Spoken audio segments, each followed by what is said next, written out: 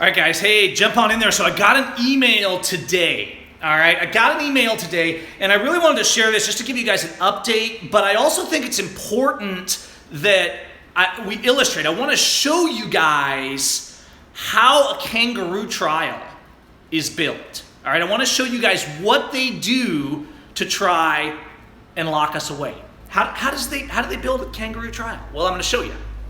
I got an email today from Prosecutor Mark. Now, Prosecutor Mark is the guy trying to lock me away in jail and have me fined and punished for filming a police officer who subsequently then arrested me and stole my property, and then they charged me $2,000 ransom to get out. Hey guys, I see you in there. Thanks for popping in.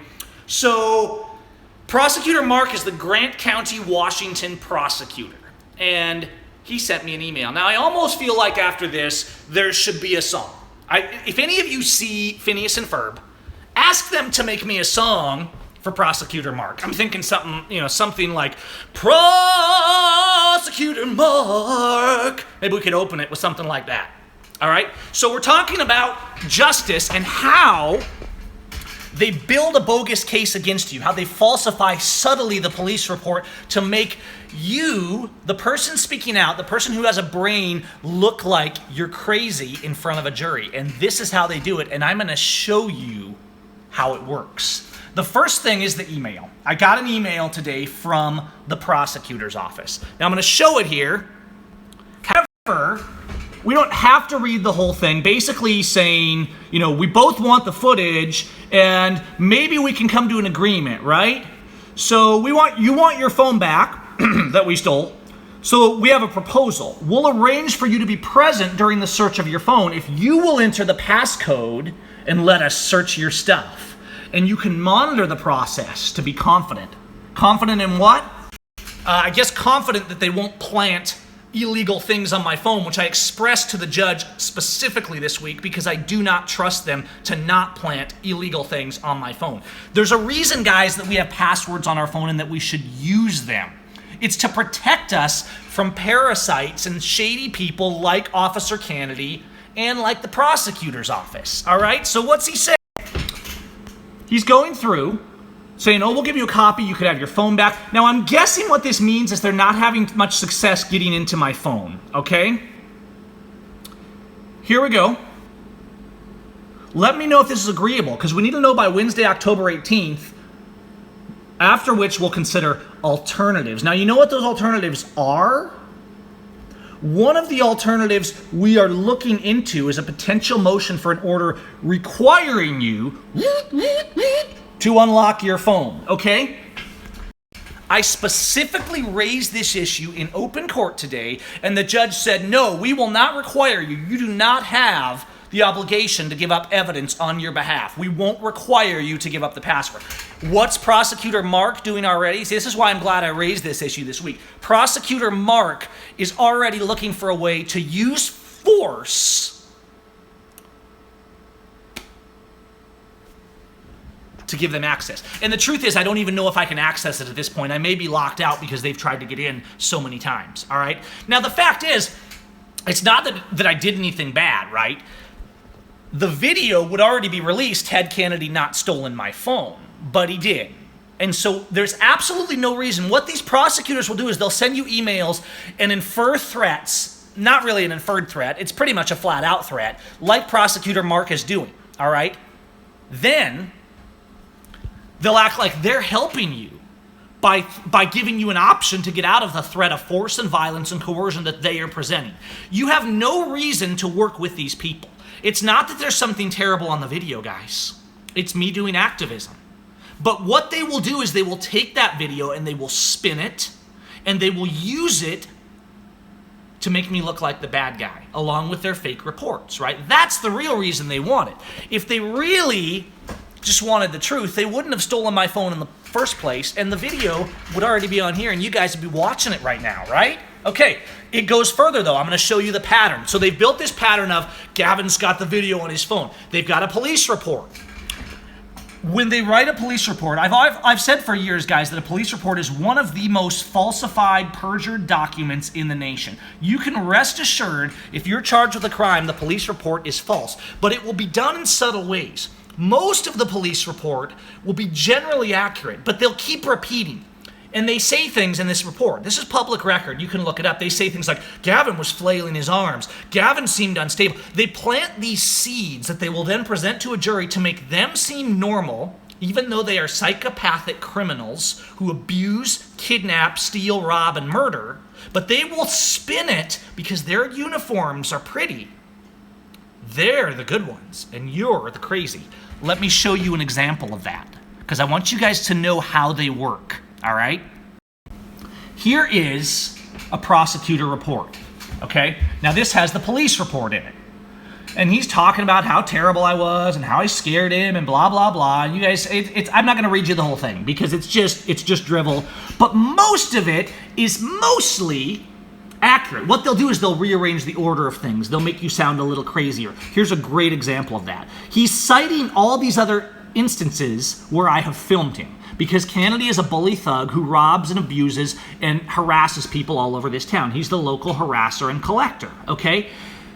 He's listing dates that Syme has confronted him in the past while he was robbing people and harassing them on the side of the road. He left that part out. On 12/18/14, so 3 years ago, he talks about this traffic stop where I stopped and he was shining his light in my eyes, all right?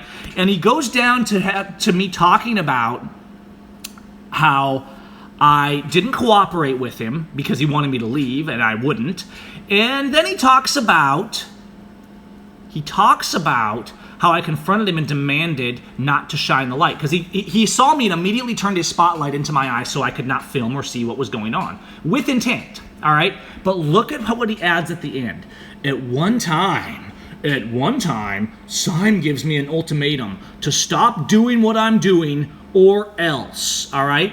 This is from the incident on 12/18/14 on Basin Street Southwest. So, first of all, even if I had said that, we all know I'm not a man of violence. I've made that very clear. I don't wish violence. I wish for these people to change, all right? But let's look. I said, I wonder what I really said when I read this report. And so guess what? Thanks to the magic of video, the reason that I record all these incidents, and the reason that the Ephrata Police Department does not have body cams or dash cams and have video of this incident, because they don't want to be accountable. They want to make it up. Let's go to that video, and here it is on YouTube. Many of you have already watched it. Here's the incident he's talking about, where he claims I said, or else, right? What does he say I said? Let's look again. I want to read it to you guys. He says, at one time, Syme gives me an ultimatum to stop doing what I'm doing, or else. Woo, woo, woo. All right? So it sounds pretty intense, right? If you're the juror and you're hearing this, it sounds pretty intense. Let's look. Here is that video. Now you can go watch the whole thing if you want to fact check me on this. It's called Me Dressing Down a Bully Cop by Gavin Syme, published on January 15th, 2016, which is, I believe, one day, 12/18. No, it's a few weeks, looks like, after is when I posted this video. So here's this video. Here's me walking up, as he said, and having the interaction with him that he's referring to. Why'd you shine that light in my eyes when I stepped up behind you? Sir, you can hear Why'd you shine the light in my eyes? Because I don't know who it is behind you. You knew exactly who it was, and you intentionally shined the light in my eyes. Sir? I just want to know why you would shine a spotlight directly into my eyes. No, it's not for your safety. It was to cause trouble and to try and exercise. I'm telling you, when I pull in behind you, I was at a safe distance. I was observing. You do not shine your light in my eyes. Do I make myself clear? Sir, do you have a complaint? Sir? You will respect the people. That's what you will do. Do you have a complaint? I'm making my complaint right now. This better not happen again, Kennedy. Do I make myself clear? Me. I'm not threatening anybody. I'm saying respect the people you serve. Good night, Mr. Time. Do you understand? So you see what they do, right? We had a little bit of an encounter. I told him the truth. I told him to knock it off, which is an honorable thing to do. A principled, God-fearing, neighbor-loving Christian man speaks the truth. And he's not afraid to tell somebody to stop doing wrong, all right? So there's the evidence. The police report is false. And this police report will be laced through with all kinds of things like this. And the Grant County Prosecutor will take those and they'll run with them. because that's what they do. The officer makes the bogus charge, they collect the revenue and the money, and they put people in jail. The prosecutor backs them with the knowingly false charges, and the judge, despite no probable cause, backs them. So we have this email from Prosecutor Mark, and he's desperate to get into my phone because he has no evidence. Here's the problem.